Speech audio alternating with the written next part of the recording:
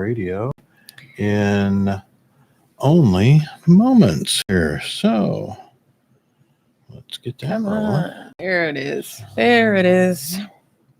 There we are, live on Facebook. It's me. I don't know why that cracks me up so much.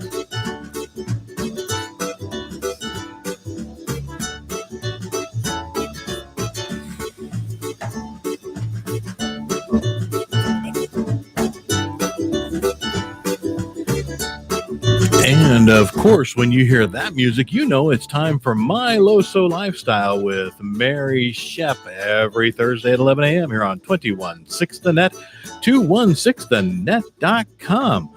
Mary, why don't you go ahead and if you're done pushing buttons and things, or if you're not, we can just enjoy the theme music and bop our heads along. Now that we got it right this week. Yeah, we got it right this week. We're ready to roll. So got it right, and just enjoying the tune. So Yes.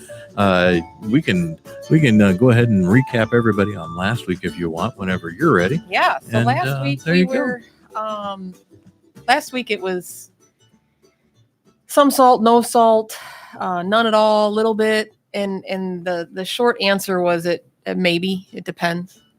It depends on your diet. Now that I'm where I'm at and with what I've done, I can obviously have some salt. I can if I want to.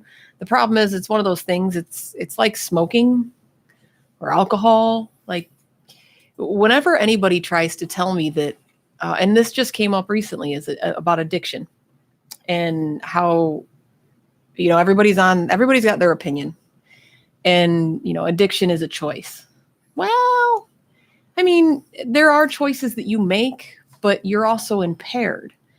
So when people tell me that addiction is solely a choice and you can choose to not drink or not do drugs or not smoke or not whatever it is that you're doing, I challenge you to give up salt or sugar or coffee or cupcakes or, like me, Oreo cookies or cheese. You know what? Give up cheese. If you are like me, that is not happening. I had the mega stuff Oreos. Oh my freaking Lord. I know, right? Oh, those were good. Right. So my wife found those and she's like, oh, we got to get them because they're always limited time only. Yep. And you stock up. They were limited time. They were limited time in my house. So it's funny, but you talk about that, and it's so if you are, and I will put, like now I'll have cheese and I'll have things like that have sodium in them. I still don't add salt to my stuff.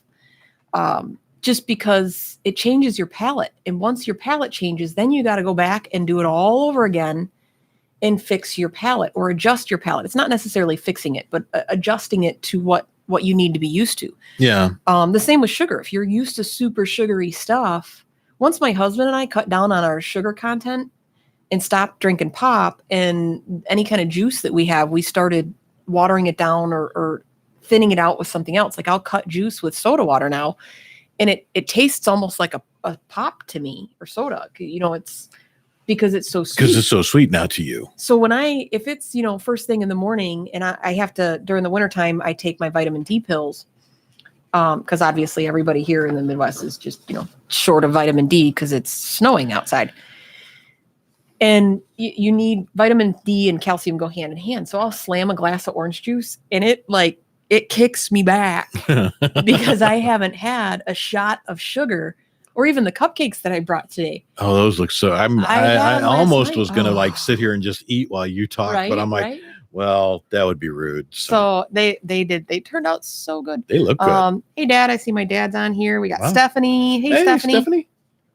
So yes, it Wendy's there too. Wendy. Yes. Yeah. So, some salt, little salt, no salt. You really need to track your food and see what you're putting in to know what you can take out. But this week as a lot of we're doing a giveaway. We did one last week. Everybody loved it. So I thought I would do it again. So we're giving away Jim Anderson's book, A Cast Iron Journey, which tells you how to care for cast iron. If you're looking or searching for cast iron and you find it in an estate sale, what to look for, all of those things. Also, it it gives you a lot of insight into things. It's not an end all be all, but if you want or have any questions after the fact, he also has a Facebook group sharing cast iron only that is phenomenal. And speaking of which, I'm going to share this to his group because I almost forgot to do it to his group. Yeah, you want to make sure he knows. He knows, and he'll pop on in a second if he can. But the other thing we're giving away is a 10-inch cast iron skillet, a Lodge skillet. It's not an antique. It's nothing super fancy, but, it's still a cast iron skillet. And my 10-inch cast iron is one of my favorite pans. I do my cornbread in it, my cinnamon rolls in it. Oh, yeah. It's one of my when favorites. you have a good cast iron, those last forever and ever and ever. Right. And if you don't like or are daunted or scared of the seasoning process and the care and maintenance of a cast iron, which really isn't all that terrifying once you know it. Yeah. Once you know what and to do and not to do with it, it's not that bad at all. But hands down, my favorite pan, hey, Jim, my pan or whatever, speak of the devil. Yeah. Is my ceramic coated cast iron casserole pan. Because it's so unbelievably easy to clean. I literally, once I'm done with it, and every single time my husband's like, oh man, this is going to be a bitch. I spray it down with hot water and he's like, when are we going to, oh, it's already done. But it's my favorite pan. The two, and I have, my dad actually just recently, they shipped me. You would think like he spent $1 million shipping this. I kid you not. It was the most decrepit, if it fits, it ships UPS postal box ever. My stepmom MacGyvered these cast iron pans into the, if it fits, it ships. And they held true. And sure enough, there was a sticker on the thing from the post office that says, sorry about your packaging. Because it was held on by like two corners, but everything was in the box. And because she found them at an estate sale, so she sent me an entire cast iron set. So I've got the chicken fire, I've got the skillet, the whole 9 yards. It was it's pretty funny. Holy cow, that's cool though. Right, but to be honest, I still primarily use my 10-inch skillet and my ceramic coated casserole pan. It's just the two of them. Wow, do everything that I need them to do. Oh, you know what? Actually. Tony just suggested or commented about her Dutch oven. That's my third. I use my Dutch oven, especially now. Not having salt, the easiest way to impart food with flavor is the Maillard reaction. We've talked about it before. So if you get a good sear on a steak or a roast or a turkey or anything or any cut of meat whatsoever, even your vegetables. So I haven't used my cast iron or my my crock pot roaster in the last time I used it was because I made food for my crew at work, and it was to keep it warm for them. I put everything in my Dutch oven because otherwise, to get the flavor I need, I have to sear the meat, dirty a dish or a pot or a pan or cast iron, and then transfer it over to my crock pot when I could just put it in the cast iron. So people have argued, well, in the summertime, you don't want to heat up your kitchen with the oven, so put it on the grill. So the Dutch oven does the sear. Exactly the same. And then does the same thing as the crock pot. Right, because once you sear it in that Dutch oven, you just put all your stuff on top of it like you would in a crock pot, and you cover it up, and you just turn the heat down low and slow it. So if you don't want to heat up your kitchen in the summertime in the oven, put it on the grill. Same thing. I put it on one side. I have the heat on the other side. Close the grill, seal it up, and it's the exact same thing as cast iron or as a crock pot. Yeah, because we cook outside a lot in the summer on the grills and in the smoker and stuff because we don't have central air. We've got an old house, never bothered to install that. Right, we got window units there, but that's the action sounds for those of you on the radio of the microphone getting knocked all over the place there by your wonderful host, Mary. Trying to grab my coffee. Yeah. So the important stuff, right? But yeah, we because our kitchen gets really hot, so we just cook outside a lot. The same, and even in the wintertime. But yeah, cast iron is become a new staple in my cooking. And a lot of it is simply because of that Maillard reaction. It's a uniform heat. It's a consistent heat. There's no hot spots in the pan. They're easy to care for, easy to clean. I mean, stove, oven, you can literally throw it in a fire pit on coals and it'll cook your food. So it's just one of those things that has become a serious staple in my kitchen. Speaking of staples, we have pantry items that I've been trying to do. And of course, I remembered the cupcakes that are in the fridge right now that everybody's happy about. And I remember Jim's book, and I forgot my pantry staples. Well, you'll just have to look them up and trust me. You've got some written down here. Yeah, though. I knew what they were. So mascarpone, it's the French version of cream cheese. Cream cheese has, anywhere from 80, 90 milligrams to 115, 20 milligrams per serving, which is usually like a tablespoon or two of cream cheese. So the sodium's a little bit higher. Mascarpone doesn't have the salt. So it's like 5 or 10 milligrams per serving. So it's significantly lower. So like the frosting that I made for my cupcakes, which I posted on my page, and I'll post the recipe this afternoon, I use mascarpone instead of cream cheese. I personally like Belgioioso. I know it's a little pricier, but in my opinion, is that a brand? Yep. Okay. Belgioioso mascarpone. And Belgioioso, it's a cheese company. They make Parmesan and Asiago. It's where I get all my cheeses. It's just a creamier mascarpone. They make a good product. And so when anyone balks at me and says, oh, well, I can get a Savers brand or a whatever brand or a Costco brand or a Jewel brand, and you can, but you get what you pay for. So is this French or is it Italian? Oh, it might be Italian. So, I'd have to look it up. It's really. it just sounds. Belgioioso. No, Belgioioso might be an Italian company, but the cheese itself is not exclusive to Belgioioso. That just happens to be a company just a brand that makes it very well. Okay, gotcha. Now I got to look up. They do a good job of making the mascarpone. Yes, and so they just are my go-to. So it is Italian. Mascarpone is Italian cream cheese. I was thinking French for some reason, maybe because all cooking stuff seems to be French originated. But yes, Belgioioso is the French eat. Yeah. Just like everyone else. Right. The French eat. The French eat. French eat. I eat. No. Yeah. But I do, and I also use it in a lot of my sauces or my mashed potatoes, my casserole dishes, just because it is really rich. It's very creamy. It's low in sodium. It's made with minimal ingredients, so it's not loaded with a lot of preservatives and crap that you don't need. And it just imparts a fantastic flavor. So a lot of my cream sauces and my one pot pasta dishes, it's either sour cream or mascarpone that I throw in it.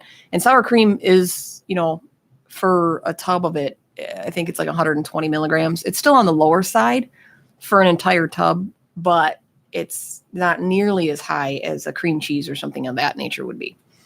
So you can control your sodium. So I'll get back to last week's show where we said some salt, no salt, little salt. If you use mascarpone, you can add salt as you see fit. So you can control how much you're putting in. So if you use a salted butter and a mascarpone, you can balance out that salt versus just actually adding a teaspoon of salt or using, something like, cream cheese that has a higher sodium level. So it makes it a little bit easier. The other pantry item is Rumford reduced baking powder.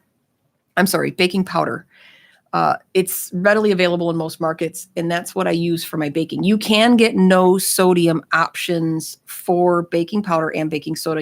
Most places you have to order them. I can never find them in my grocery stores here. It's not common. I got to get it on Amazon. Stephanie Conley, hey Steph, how you doing? Says fresh cheese makes a world of difference in recipes. And then she actually, Stephanie Christ Grams, says, or Christ. Probably Chris, not Christ. But I use I need my glasses. I use mascarpone for everything. I've put it in soups to make them creamy. I've done crepes. I've made chip dips even. Same. Wow. The chip dips that I brought you guys weeks back, one of them was mascarpone. They were both good. Yeah. So, but we ate them up. The baking powder that I use is the reduced sodium from it's labeled Rumford. The parent company is actually Clabber Girl. So if you have to order it and you can't find it, it is Clabber Girl product. Okay. But the Rumford reduced, it's aluminum free. It's only 35 milligrams. It's good stuff. So that's what I used in my cupcakes today, which I honestly have already eaten a few of them. My husband downed 2 last night. I should say 1.5. We had one and split one. The frosted ones are in the fridge. Yeah. So yeah, we're letting the peanut gallery know. Yeah, the live audience, the live audience. studio audience. My peanut gallery that We're has a moving tendency to pretend like he's quiet and then chime in. So, but, yeah, See, I knew it. So desserts. Today's show is all about desserts, and hence the reason I keep talking about cupcakes that I made. And it's funny the process that people go through when they find out they have to be low sodium or low sugar, low fat, and they go, wait a minute, there's salt in desserts? Yeah. And then you think about it. It's like, well, you add salt to a cookie recipe. Yeah, so I'll just omit the salt. Well, it's then not it doesn't easy. taste quite the same. For some reason, it just doesn't. Because salt enhances flavor. So he's like, me too. Yeah. No, I was trying to show our live studio audience. I thought you were begging for a cupcake. No. I'll get a cupcake later. Like I said, I didn't want to be rude and eat. But, Yes. I was showing our live studio audience this wonderful new 216 The Net logo. Of course, you're listening to Mary Schepp, My LoSo Lifestyle on.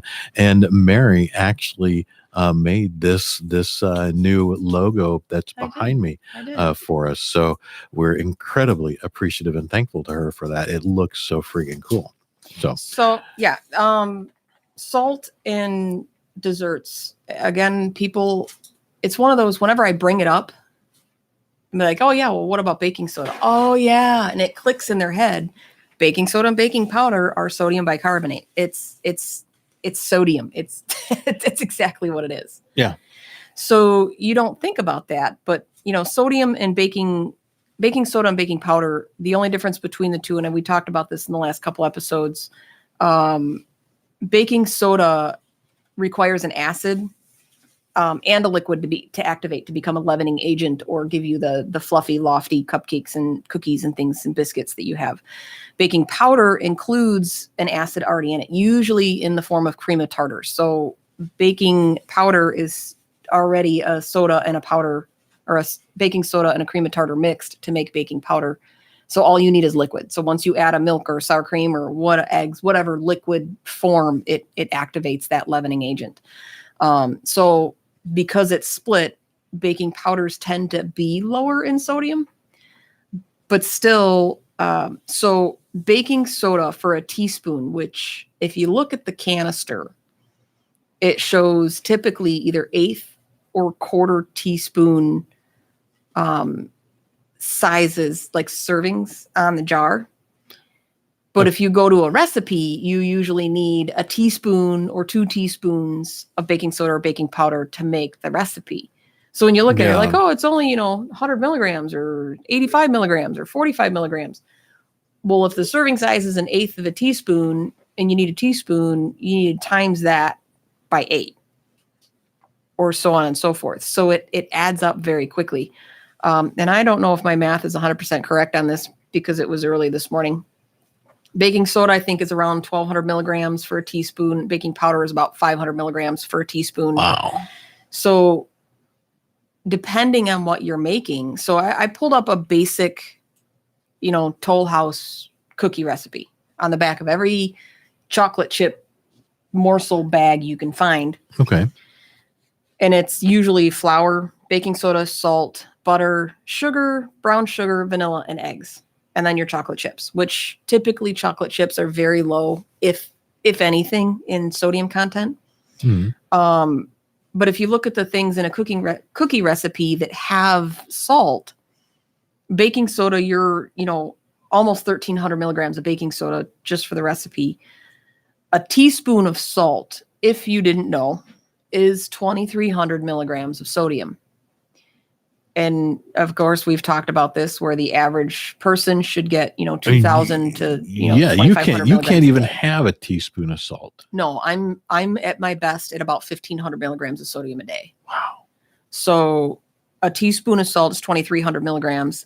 Your butter comes in, about 1,500 milligrams, because typically for a cookie recipe, you need 2 sticks of butter.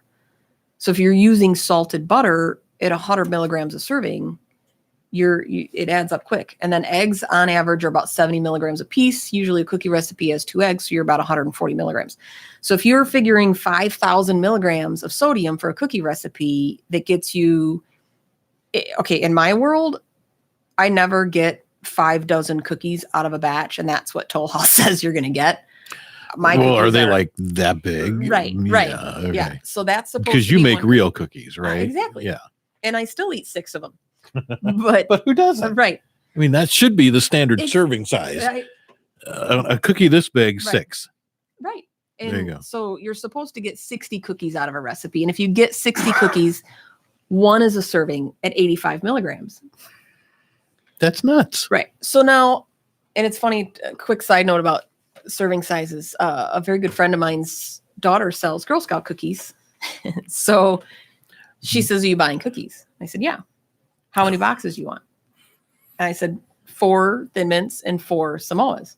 And she's like, "Holy crap." I said, "Well, if you figure a sleeve is a serving," she about peed herself. she says, So, because what are those? so Those are only it's- 2 servings per box in Right. the Girl Scout So I said, cookies. there's only 2 servings per box. Yeah. It's, very small. And she was just dying laughing. Like, you realize that a sleeve is not actually, I get that a sleeve is not actually a serving, but they are flat out lying on that box. It is. It to any normal human out there who eats a Doesn't Girl eat Scout 2 cookie. cookies. They don't eat 2 freaking cookies. You eat a sleeve, or in our house, like if you hand me the Samoa Right. box, That box is that's a gone. serving. Well, then you're like, well, I had 2 servings because I had 2 sleeves. Yeah. 2 But, servings. yeah, she was dying laughing. That was pretty funny. Yeah. But that's where, you look at these recipes and it's so easy to get blindsided and think this is okay because, it's only 85 milligrams a serving. Well, then when you look at it, and a serving is 1 cookie, and if you actually made 60 cookies, 1 cookie is the size of a Thin Mint. It's a little tiny 2-inch cookie. And realistically, you're That's not just a bite. right. You're not going to do that. So now it's when we talk about how much salt is actually in a teaspoon, the 2,300 milligrams. And whenever I try and put things into perspective to people on how to account for that in your daily diet, the easiest way that I found is using money. Because if you try and count calories or sugar or fat or sodium, by the time you get down to the end of the day, you don't remember. No. But if I told you you have $2,000 to spend today and that's it, it clicks in your head better because you've been counting money all your life, and money is more important. People hold a higher value to money. So if you think about it the same way, regardless of what you're watching, so if you say I have $2,000 to spend today and a cookie's 85 milligrams, but a serving of steak is also 85 milligrams. Well, I can have 2 servings of steak to give me a nice 10-ounce steak for the same price as 2 cookies. I think I'm going to hold off on the cookies and have a steak dinner. Yeah. You know what I mean? Yeah. So it just made it, and it makes it easier for people to click. So when people are watching or are with me and when they hang out with me and we go out with my girlfriends and they're looking at stuff and like, what can we get that Mary can have? And I'll get text messages like, "Holy crap, I didn't realize my salsa is, $300. Well, yeah, that's exactly what. And like people who are going just by purely hanging around you. Yeah. I've now paid attention. Doesn't mean I don't salt my eggs or salt my whatever. I've just paid attention. I consider that a win. I was salting my chicken and rice last night. Right. But yeah, you pay attention now Right. just because it's like on your mind and you're like, "Oh yeah, I'm doing the show tomorrow. I wonder how much is in this. Oh, Mhm. holy cow. Well, let me put a little more on." Right. Which is exactly what I did. Put a little sea salt on there. Right.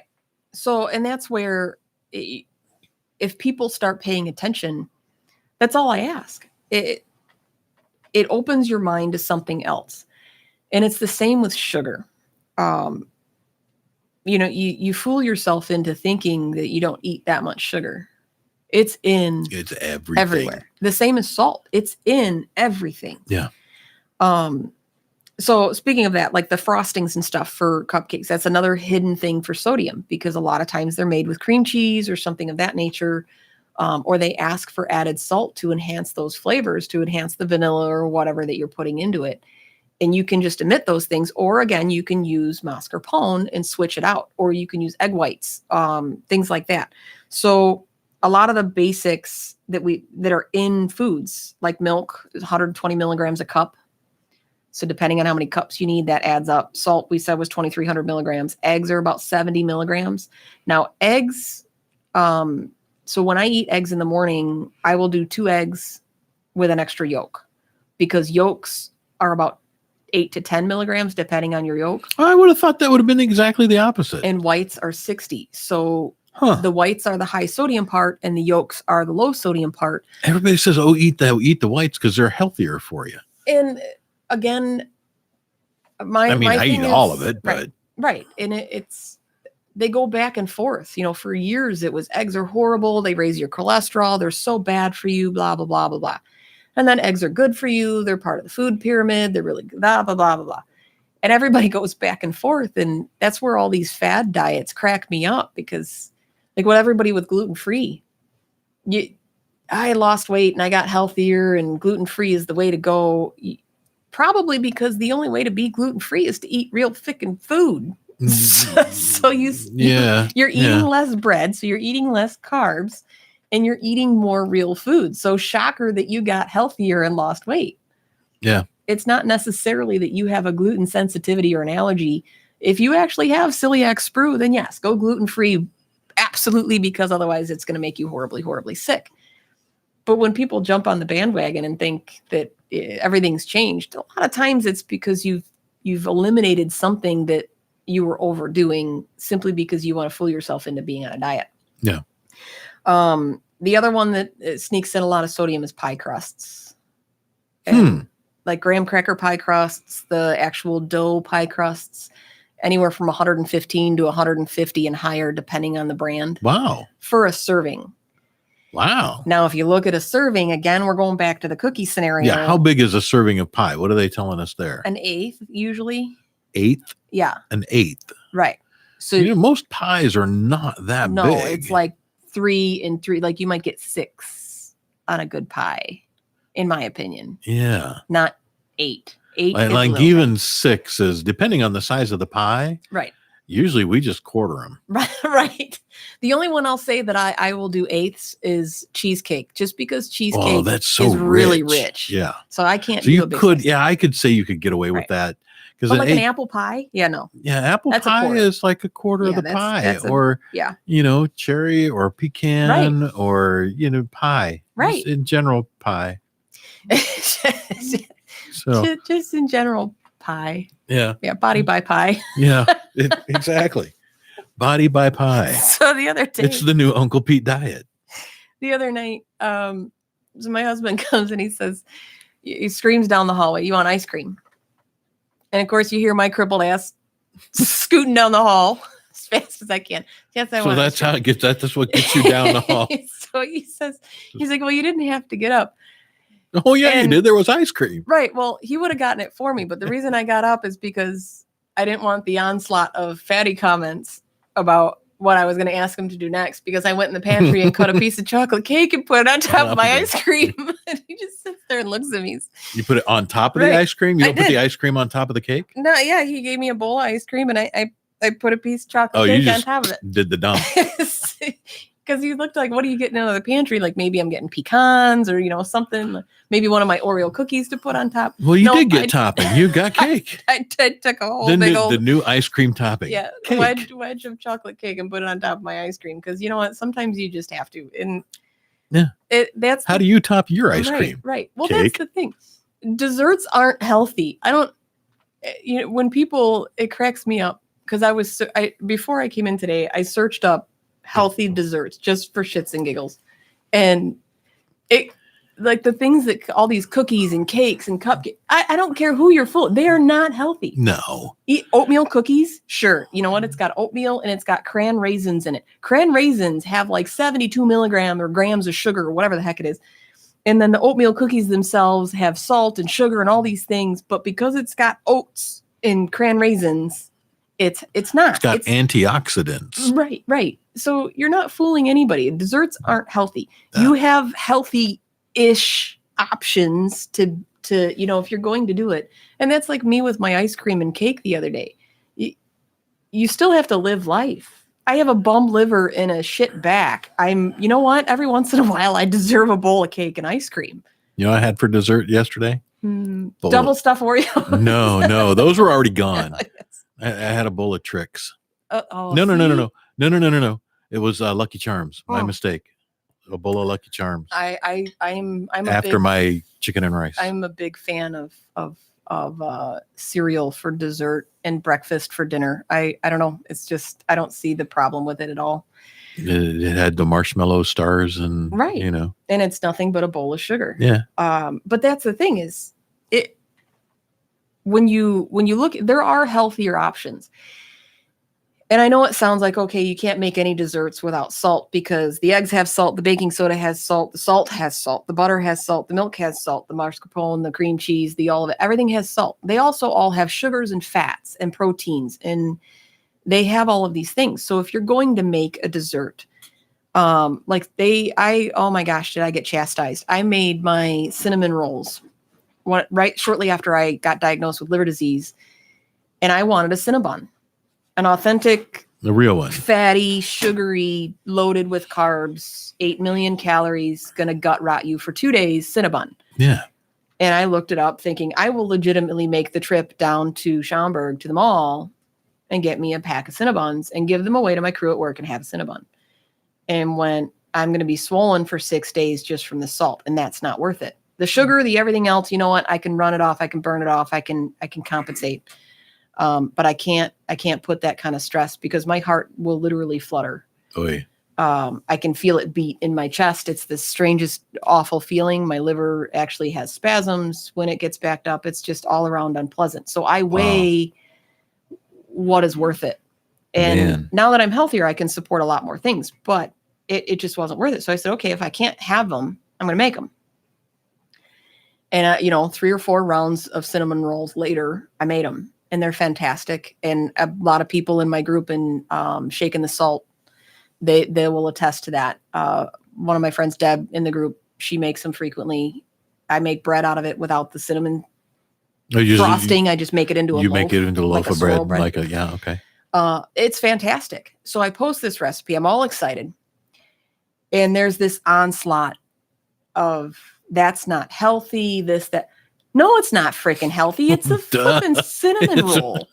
It's got 17 pounds of butter in it, even though it's unsalted butter from, a lot of times if I can get it, I use the Irish butter just because it's limited ingredients. It's real food.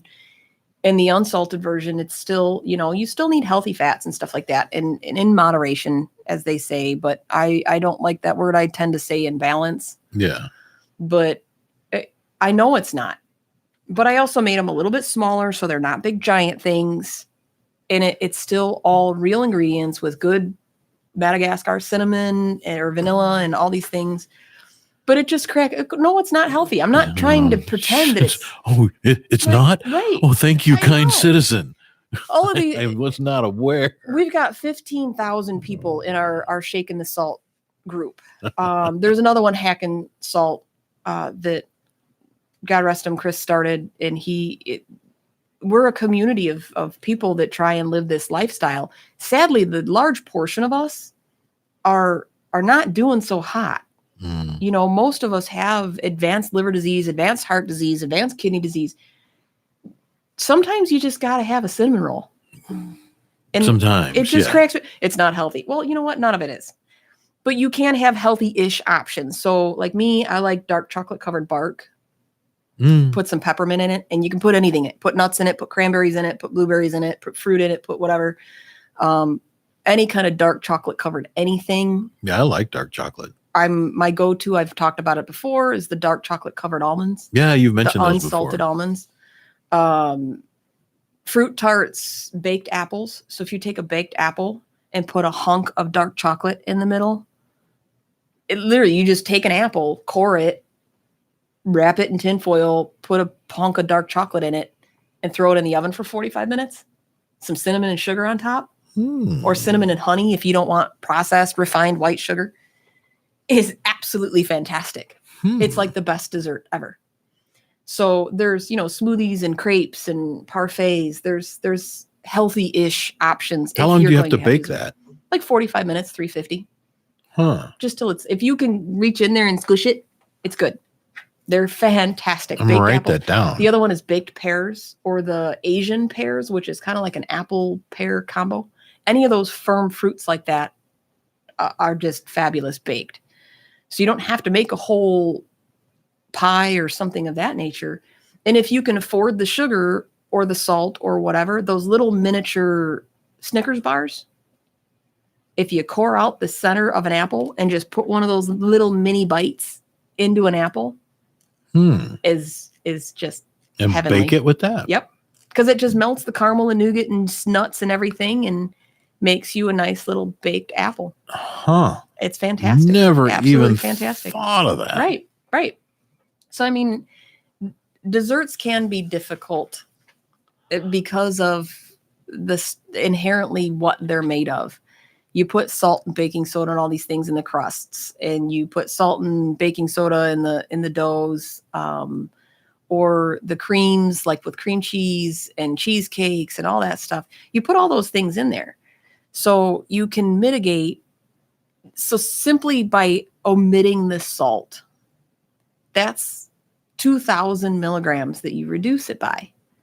So if you're just low sodium and not no sodium, you reduce it significantly just by omitting the salt. So if you still use other salted products, you use salted butter in your milk and your eggs and whatever, but just omit the salt, you have that luxury. Or if you just can't stand the taste of a cookie without added salt, you cut down on the salt and then you flip side it and use reduced or unsalted butter and different ingredients that have a lower sodium option, so that you can compensate for the fact that you're going to put a couple sprinkles of salt in there to enhance some of that flavor. So you just kind of got to watch what you're putting into it and change the tune a little bit. So it's not that you can't have it. You just have to watch how you're doing it. So back to the healthy part of desserts and the fact that they're not healthy. I don't like talking about diets. I've said it a million times. I don't like anything to do with diet. Someone just posted in one of the heart healthy groups, or no, it was one of the healthy food groups. What do they do? Where do they start? What diet to go? And everybody had an opinion. Use the Mediterranean diet. Use this diet, gluten-free diet, keto diet, all of these different diets. And I responded and said, balance and track your food. Yeah. Right. You can't, how do you know that you are too high or low in sugar unless you know what you're putting in? Right. Or calorically or fat, salt, sugars, anything. How do you know what you're putting in? Because I can guarantee you that if you ask anybody how much sugar is in a caramel macchiato, national chain, everybody gets them, a grande caramel macchiato. Probably a lot, but I have no idea. So now here's another question. How much sugar should a man or a woman get in a day? You might know this. 7. Everything's 7. No. So men should get 37 grams a day. Of sugar? Of sugar. And women about 25 grams a day. So a grande caramel macchiato, they're like 27 to 30 milligrams or grams of sugar. So that's your sugar for the day. Right. So if you start your day with a caramel macchiato, you're done it's 33 grams. You're done. So even I have these little Nature's something. I can't remember. I get them at Sam's Club. They're essentially fig bars. Okay. It's just everybody, if anybody's ever seen a Fig Newton, it's just I like pack. Fig Newton. Right. I love them. It's a pack of 2 fig bars. And that essentially is almost my sugar for the day. It's like 20 milligrams or 17 milligrams, because even that, you look at it, in one bar is a serving. They give you a little pre-made pack of 2 in this big box. So you get a big box full of packs of 2, and I'm supposed to rip open this vacuum sealed package, and it's already 2 servings. Wow. Because everything goes by weight or ounces. So if 2 ounces is a serving and there's 16 ounces in there, that's how they mark it, because that's how they can put that it's low fat, high fiber, low sugar, whatever they want to market it as. That is their gateway to do it. Because if they want to market as low fat, well, if they change the serving size and say, well, 1 ounce is a serving, now it's a low fat. and they can get rid of it. But if you don't know, the same with an average soda is 40 milligrams. A donut's only 10 milligrams on average, unless it's coated with frosting and stuff. But your average glazed, like a Krispy Kreme, is about 10 milligrams of I would sugar. have thought it would have been way 10 higher. grams. I keep saying milligrams because in salt it's milligrams, in sugar it's grams. Okay. Yeah. Still, I would have thought that would have been way higher. Right. So now cheesecake, for a little itty bitty sliver of cheesecake, is about 27 to 30 grams. Same with cupcakes. Now here's the kicker: orange juice. Everybody drinks it every day. Super healthy for you, right? Mm-hmm. And a cup of orange juice, and this is 100% juice, no calcium, no additives, no nothing. 100% glass of juice is 23 grams of sugar. Wow. So right off the bat, if I have a glass of orange juice, you're done. And a fig bar, I've had 2 days worth of sugar. Yeah. So when you see somebody who pumps their kid, and I see someone walk into my store and they've got 2 kids in tow that are 8 years old with Venti, pink, whatever, Starbucks, something or others, that's like 70 grams of sugar. And you go, well, my kid never eats anything. I don't know why he's overweight. Well, because you gave him his entire caloric week in one drink. And you probably do that every day. Right. And then they don't sleep, and then they don't focus, and then they don't whatever. And then they crash, and they get headaches, and they get sick, and they get skin issues. And it's the same with anything else. So how do you know what you're supposed to take out if you don't know what you're putting in? And that's how, that was my post, is I said, until you know balance, it's not a diet, it's a lifestyle. So if you track your food and you know what you're putting in, then you know what you can or cannot have and what to change. So that is how I saved my liver. That is why I'm not on any medication. And the only medications that I take is in the wintertime, I take my vitamin D, and I always up my calcium content through real food. And then occasionally I have to take iron supplements just because my liver doesn't process everything the same. And as you know, we've talked about this before. Iron is very important to your body and the oxygen and how you process things in your brain. But those are the only 2 things that I take. And I try and take everything as much as humanly possible through straight up real food. And I've said it a million times where it's not easy. It's not. But the thing is once you track your food for a short period of time, you eat the same things. If you're a steak eater, you're going to eat steak or burgers or something on a regular basis. So once you learn what's in a steak or what's in a certain portion of meat or chicken or whatever, you have an idea.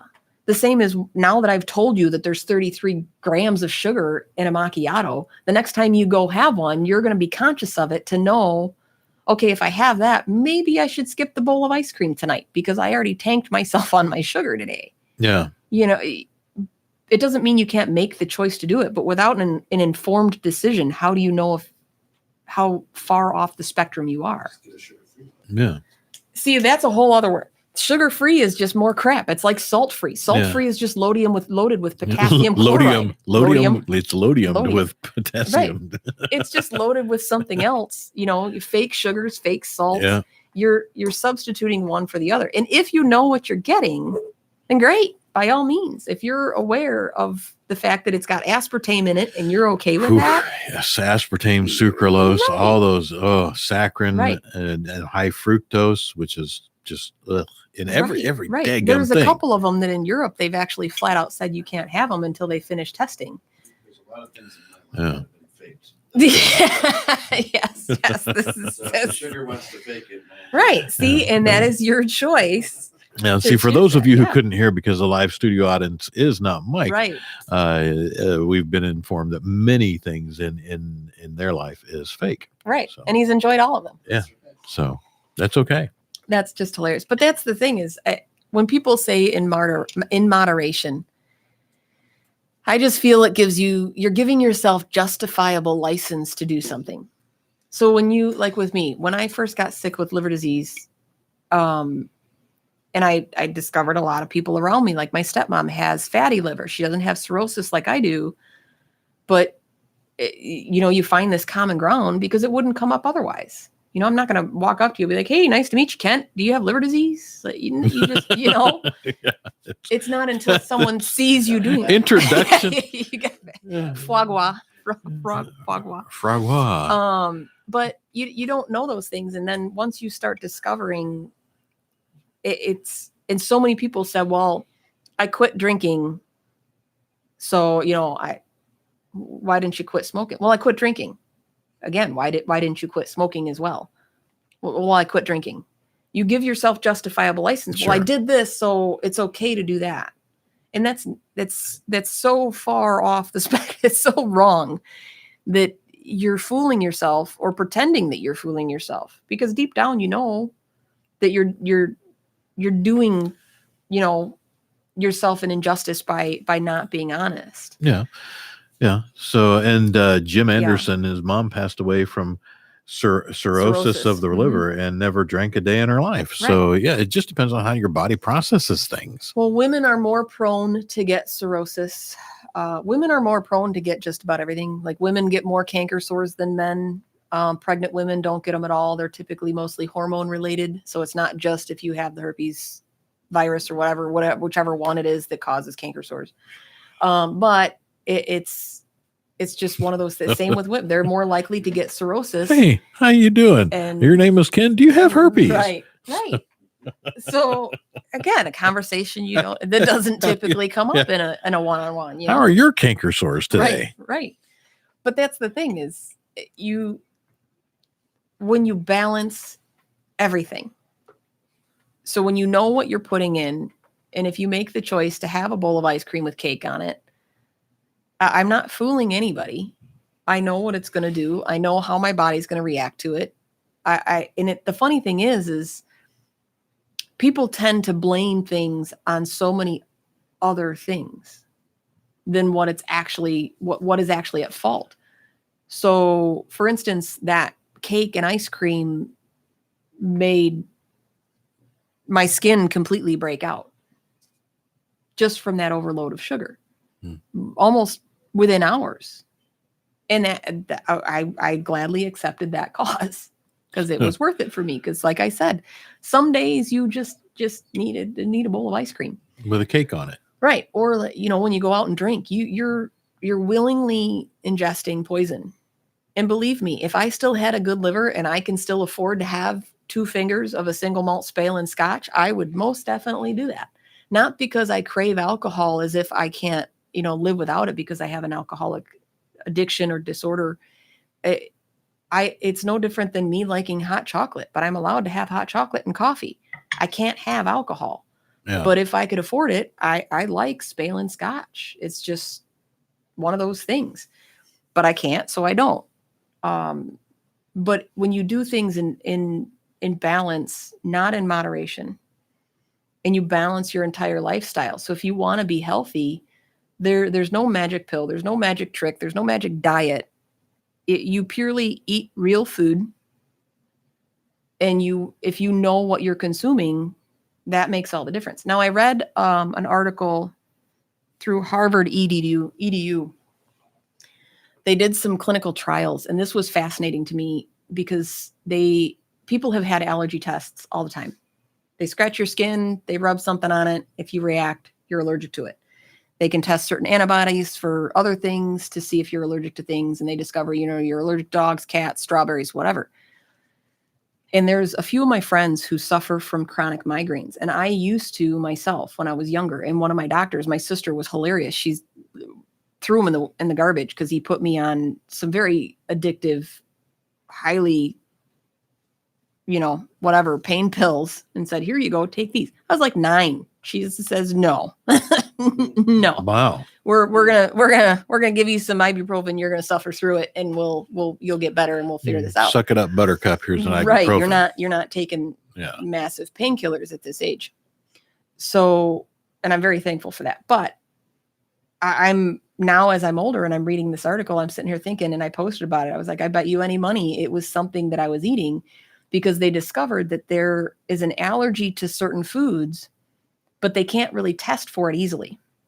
So they were testing antibodies and stuff and antigens or whatever it is in your gut, like at an actual gut level, because they had discovered that certain things that you're allergic to could be up to 120 hours later that you respond.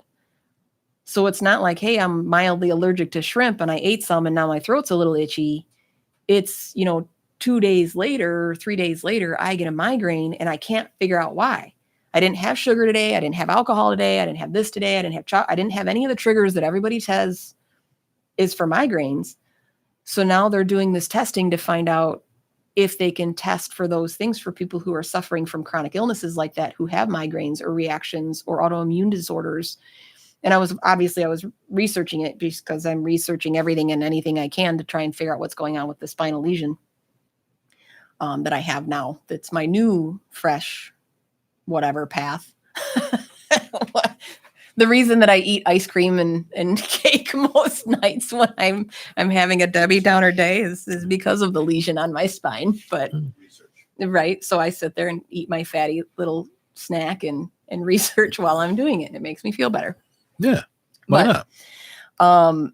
I know we've still got about 10 minutes left, but before I forget, like last time, I didn't forget, but I almost forgot that I wanted to announce our winner because where did I write her name down? There we go. So again, she wins a copy of James P. Anderson's book, A Cast Iron Journey. You can order it on Amazon. You can you can follow him on his blog or on his Facebook group, Sharing Cast Iron Only. He's a good buddy of mine. And then we'll be sending you, once I message you and get your address, I'll be sending you a Lodge cast iron skillet. It's a 10-inch cast iron skillet. And our winner is Charlotte Palm. Wow. Congratulations, so Charlotte. I will be posting her information later on after the show. We'll post it. I'll send her a message so I can get her information so she can win her stuff and send it out to her and see how she likes her cast iron. Super cool. And again, if you go to Amazon, just amazon.com and just type in A Cast Iron Journey, you will find Jim's book for sale right there. Yep. So we'll send that out. So congratulations, Charlotte Palm. You are our winner. Yeah. We'll see if I'm still on the fence about if we're going to do another giveaway next week. We might. So you're going to become the giveaway show. I know. Well, there's a couple spice companies that I talked to, and there's now 2 more spice companies that I discovered.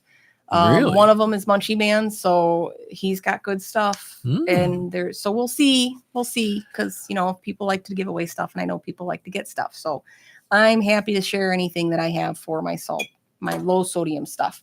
Cool. But so since we have our peanut gallery here, how was the cupcake? I made white chocolate blueberry cupcakes with a honey mascarpone frosting is what they were. So see, It was delicious. They say it's delicious. He says it's delicious. So I'll try one later. They're they're still super high in sugar. There's like 3 cups of powdered sugar in the frosting. But that when people like, it's low sugar it's freaking frosting. It's frosting on a cupcake. Come on. Right. You don't eat those because you're being super health conscious. Right. No matter how it's prepared, it's frosting on a cake. Well, that's in a cup. And I'm not going to lie. So I do search up and try and find healthy-ish alternatives when I bake. So instead of oil, I use applesauce or, something of that nature, sour creams, things like that. Or like my mascarpone. Mascarpone is, even though it's lower in sodium, it's still a really, really rich, high fat, solid brick of cheese. You're not fooling anybody. It's not meant to go a long way, but you mix it with some herbs and some garlic and spread it on toast. And it's absolutely fantastic. Or you coat it on top of like a portobello mushroom with spinach and roast it in the oven. Leave out the spinach. You and your vegetables. You had me at mushroom.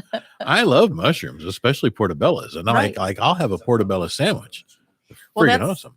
What's funny about funguses is I've always, all my life, anytime we got pizza, it was no fish, no fungus. I couldn't stand mushrooms.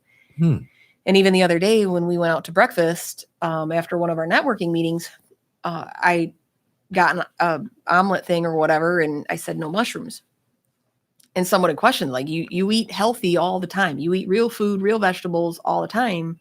You don't like mushrooms. I've seen you cook with mushrooms. I am extremely particular, but now that I'm not using salt and I have to find other ways to impart flavor. Yeah. Mushrooms impart a certain umami or earthiness to a dish, and that's why they're used a lot in Japanese and Oriental cooking. It has that flavor that you're missing. So when you caramelize mushrooms, but they have to be cooked right, because if they're not, it's like spongy socks. Really? I just can't. The texture of it, the texture combined with that really earthy flavor. So if it's very mushroom forward, it's like chewing on a sponge that's been soaked in the dirt. I just can't. I can understand if I think about that with regard to bananas, because you don't like bananas, but I do give you credit. You're brave. You eat one every day. But mushrooms, I love mushrooms. I will eat them, just washed off raw right out of a package. I'll put them in soup. I'll heat them up. Right. I'll fry them. I love mushrooms on anything and everything, or even sound like just a children's book. Yeah, I love mushrooms. So, right. Jim says, "Thank you guys. You are welcome, Jim. Jim Anderson again. He's my cast iron guy. Anytime I got a cast iron question, he's like who I go to. He's the author of this book. You are more than welcome, my friend. You are more than welcome. But yeah, I'll have to make you. I made a mushroom dish for my husband, and it's funny because he really has no filter. Like what he's like, yeah, I guess he's just like a normal man. Whatever pops in his head is the word vomit that comes out of his mouth. And we were talking one day, like any other day, what should we make? Let's make something different. And he says, there was this mushroom dish that you used to make. Not me. He goes, oh, that's right. It wasn't you. You don't like mushrooms. So he's like, wait a minute, who is it? Was it my mom? Like, who is it that made this mushroom dish? And he's like, oh, that was, his ex. Oh. So it was his ex-fiance. No, maybe, well, either way, it was one of his exes. And he's like, oh, never mind. Maybe that was the only good thing about her, and that's why she's an ex. Right. And he's like, never mind. Well, no. I mean, she's obviously out of the picture. I want to know more about this dish that you felt so inclined that was so good that we had to talk about. So it turns out that it's Bordeaux mushrooms, which is a classic dish. It's a very involved process. It takes all day long. It's butter and wine and garlic and dill seed, and you cook it down with little button mushrooms over the course of an entire day.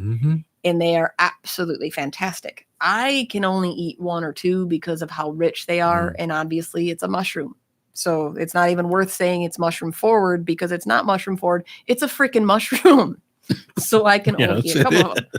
It's, this is very mushroom forward. Yeah, of course it's mushroom forward. It's a bowl of mushrooms soaked in wine. That's exactly what you're eating. Yeah. And of course, the obvious question with liver disease, can I have something that's soaked in wine? The short answer is no. The long answer is yes. When it's cooked for that amount of period of time, the alcohol is reduced to such a fraction that since I don't have an addictive problem, it's not, my liver can process that little itty bitty bit. Yeah. But yes, they're absolutely fantastic. So I do make a lot more now than I ever have before. It's some good mushroom eating right there. Right, right. I mean, all you got to do is say, either to come running down a hall is either bacon or mushrooms. Or double stuffed Oreos, triple stuffed. Well, yeah, the mega stuff. My wife, oh my gosh, she was right, because she had some of those way back when I couldn't do all that, and I'm like, yeah, no, no carbs. Carbs are the devil. But now carbs are my friend, because that particular devil gets rid of the gouts. Right. So. Well, it's funny that there's a dessert show, but and now we're talking about mushrooms, because Jim had mentioned morels. So we used to hunt morels up in Michigan, and I get them they grow in our yard every once in a while. But they are absolutely fantastic. And as a kid, that was the only mushroom that I would eat. We would hunt them. We'd sell them to the local bars. They'd fry them up. But my cousins would make just very simple fried morels in butter and garlic. And that was literally the only mushroom I would ever consume, and anything more than that. And I just thought that they were absolutely disgusting, but they do have a different flavor and different mushrooms. I think we talked about this on one of our other shows. Onions are the same way, and garlic. So many people think mushrooms are mushrooms, onions are onions, garlic is garlic. And different mushrooms taste different. Different garlic tastes different. that they're same with honey. Yeah. Depending on the honey. Oh, you get, depending on and the what and honey, flowers yeah. those bees ate off of. That's honey has such a wide range of flavors. It's significant. So it's now worth you got trying different stuff. about 15 seconds. So how do people find you in 15 seconds? On my Facebook page, My LoSo Lifestyle, on 216 The Net. Download the app. Listen to us anytime. Listen to all their other shows. And of course, you can find Jim Anderson's A Cast Iron Journey on Amazon. Order it. Support my buddy. Support our show. Support our station. There you go. 216 The Net. Thanks, guys. Awesome sauce. So Awesome sauce. yeah. All right. So now we are clear of 216 The Net. We'll say Whoop, goodbye whoop. to everybody out there in Hi, Terry. Facebook Live land. Thank you all for tuning in and hanging out today. Look at all these people. Wow. Winner Fantastic. was So, Charlotte. well, see y'all later. So long, YouTube live folks as well. So we'll get out of there.